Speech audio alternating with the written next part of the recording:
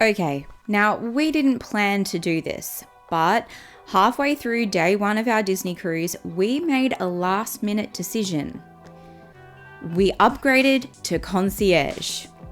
Now, Concierge is the most expensive way to cruise with Disney, and it cost us thousands of dollars more. And honestly, we had no idea if this was a great idea or a huge mistake.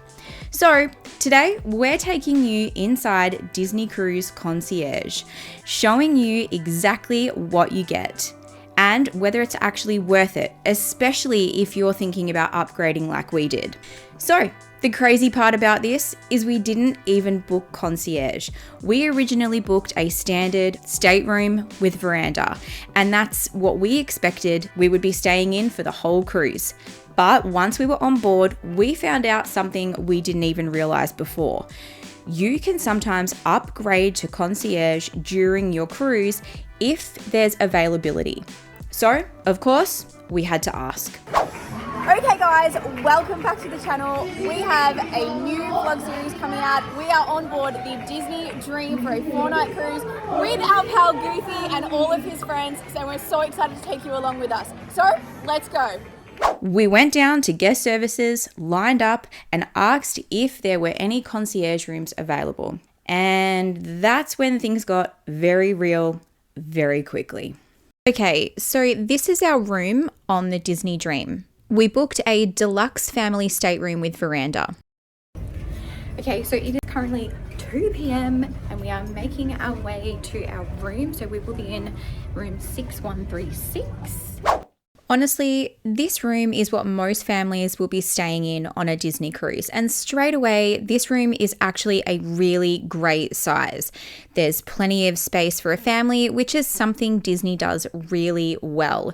You've got the main bed here, and then at night, this space transforms and you've got the sofa bed and even the Murphy bed that pulls down from the ceiling. One of our favorite things about Disney cruise rooms is that you actually get 2 separate bathroom spaces, one with a toilet and one with a shower. And so for families, this makes a huge difference when everyone's trying to get ready in the morning, especially if you have girls. There's also heaps of storage in here, which you definitely need when you're traveling as a family. And the safe. Okay, hangers. Okay, and then we have the plugs under here.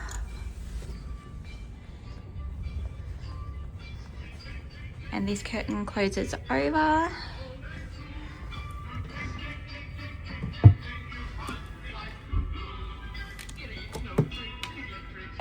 There we go. You can come in. And drawer space. And more drawers. Cupboard space. More cupboard space, and then this one comes down as a bed. Then we've got the sofa bed, and then there's the Murphy bed just up here. Then there is the veranda, and this is one of our favorite parts of the room. Just having your own private space out here, especially on a cruise, it's really something special. Suddenly, this wasn't just an idea anymore. They told us there was availability, but upgrading was going to cost us about a couple of $1,000 more. And we had to decide right there and then, do we do it? So in this video, we're taking you through everything that happened after we said yes, what concierge is actually like, what you really get, and whether we'd ever do this again. All right, so we are in our new room now, so our concierge room, and we haven't been to the lounge or anything like that yet, but we just got all of our luggage sent from our old stateroom down to up to our new stateroom, and we are going to unpack a few things, get settled in. Aria is already into the fruit basket. There is so much more to do. We've got to go to the Concierge Lounge.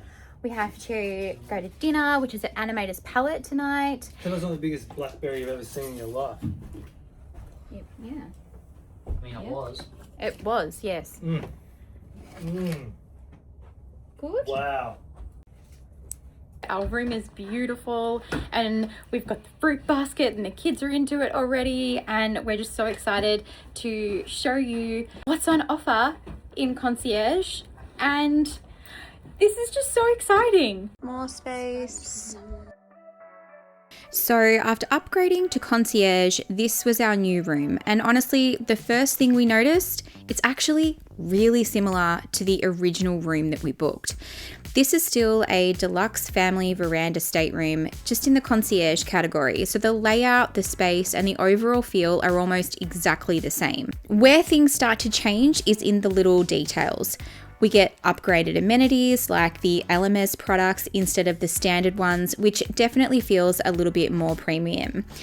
One of the big differences is the service. With Concierge, you actually have 2 room hosts looking after your room, which means everything is just done really quickly and really smoothly. And of course, the biggest difference isn't just the room, it's that you get access to the Concierge Lounge. So it's not just about where you sleep, it's about everything that comes with it. So wait, did me and I also have No. heartbroken? Shoe shining kit. Beautiful, and you get the fabric coat hangers with Pepri. Our emergency assembly station has now changed, so we are now F at the Buena Vista Theatre, which is fantastic because nobody wants to go outside. Okay, split bathroom.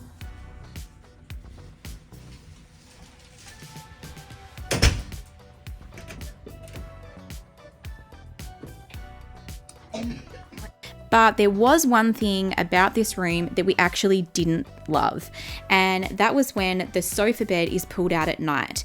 It actually comes right up against the drawers here, and it makes it really hard to move around the room at night. And we didn't even realize this until the first night when the bed was made up, and suddenly we were trying to squeeze past everything in the dark. It's not a deal breaker, but it's definitely something we wish we had known before, because when you compare this room to the one we originally had, they're actually much more similar than you might expect, which makes the big question even more interesting.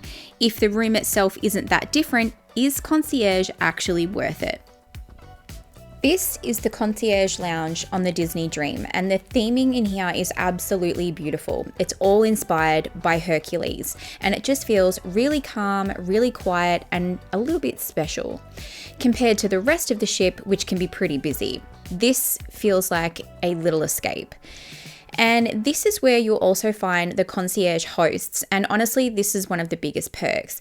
And they can help you with absolutely anything. Okay, so the lovely concierge people here behind us at the desk, they can help with absolutely anything, booking spa treatments, reservations, hotels, all of those beautiful things. So you need to come and see these beautiful people if you are staying in a concierge room, and they can help you with absolutely everything.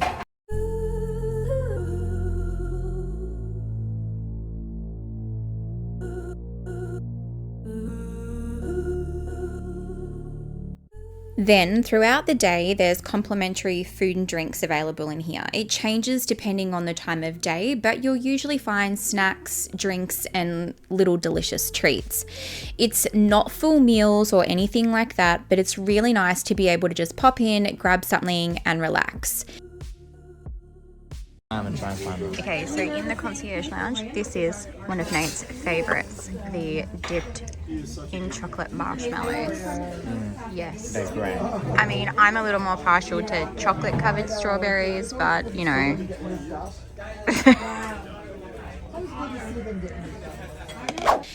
Then one of our favourite parts of Concierge is the exclusive sundeck.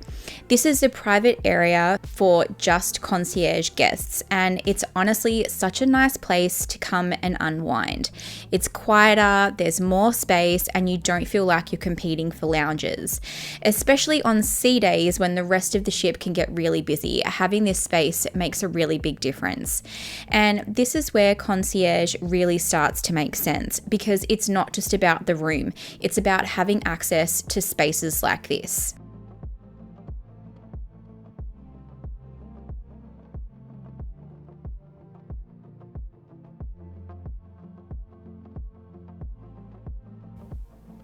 Another really cool perk of Concierge is how it works on show nights.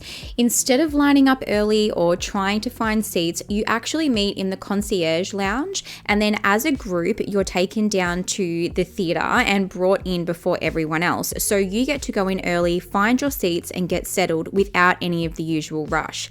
And another bonus, you will also get unlimited complimentary popcorn, which is always a win. It's a small thing, but it definitely makes the whole show experience a little easier. Also, in the Concierge Lounge, it is really good to note that from 5 to 10 p.m, all of your alcoholic beverages are complimentary. So 5 to 10, all of your beverages are complimentary. Can we just acknowledge how cool that is, please? Yeah. All right, so we are on board the Disney Dream. I need to keep consciously making an effort to say dream, because I keep wanting to say destiny. Anyway, also, if you haven't seen our Destiny vlogs, go back and watch those. We have been on the Dream before, but we're super excited to be back on board. And it's our first ship that we have done more than one cruise on. yeah. So fun. Yeah. And we've booked a cabana for when we pull into Castaway Key. So we're really excited about that. It's one of the new Mickey and Friends ones. They only just opened those a few weeks ago. So we're super excited to experience those. So make sure that you click the notification bell so you are notified when we upload that video. So I am on my way up to the Concierge Lounge. Beck's having a bit of a back day. So we are just going on a little adventure. So it's pirate night on the ship. One of the perks of being concierge is that you can go to the Concierge Lounge just before the fireworks and then up to the Concierge sundeck to watch the fireworks. So we're going to go check it out as part of our series to show what you can get and what the little perks are at the Concierge Lounge. So come with me. It's also just before 10, so I may get one more drink in and head up. So I managed to get one more drink just before 10 o'clock, just before the happy 5 hours ends. So it is Pirates Night. One of the big things is you will miss, the wind just blew away some of our gold doubloons, but you will miss the show. But if you're not really interested in the show and you just want to chill out and enjoy the fireworks, then this is definitely the place to do it, and definitely something that's for you. Because I think a lot of people want to watch the show, what we've found is there's really not that many people up here. Get some good spots. Down at the show, it's literally standing room only. You're literally crammed in. Everyone's trying to find a good spot. It's really hard to find a good spot for both the show and the fireworks. You've sort of got to give up one to see the other one. If you're happy to skip the show and just want to see the fireworks at sea, then this is definitely something that should be on your bucket list. But it's pretty much a front row seat. I will show you Aria here as well. She's all rugged up. Our lovely concierge guest services people bring out blankets and everything. So you just kind of sit here, wait for the fireworks to start, and then we'll head back down. So they've just turned the music on up here, and I think we're about to go.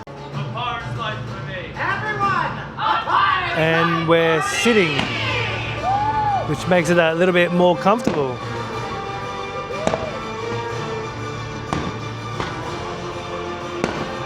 Normally you're standing and surrounded by people, just sitting and enjoying the show.